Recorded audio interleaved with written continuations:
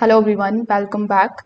So if your Canon printer is showing you the error 7800, this usually points to an internal startup or the hardware communication problem. So in this video, you are going to learn the easy quick fixes that can get the printer working again. So the very first thing that you need to do when you see this type of error is to simply turn your printer off and then unplug the power cable completely. Afterwards, you just have to wait for at least 3 minutes so that the internal memory and the capacitors fully discharge. After that, simply reconnect the power cable directly to the wall outlet and turn the printer on. This can clear the temporary startup faults that are going to basically trigger the 7800 error. After doing so, you can also open the printer cover and wait for the cartridge to stop moving.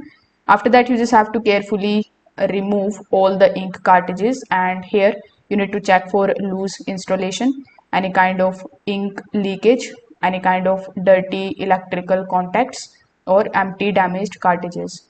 Now you just have to insert each cartridge firmly until it clicks into the place. Sometimes a poorly connected cartridge can interrupt the communication with the printer system, so you need to check this first.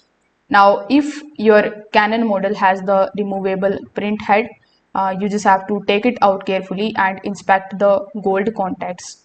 Sometimes the dust or the dried ink or the moisture on the contacts can stop the printer from initializing properly, so make sure that you use a soft lint free cloth in order to clean the contacts gently and then reinsert the print head securely.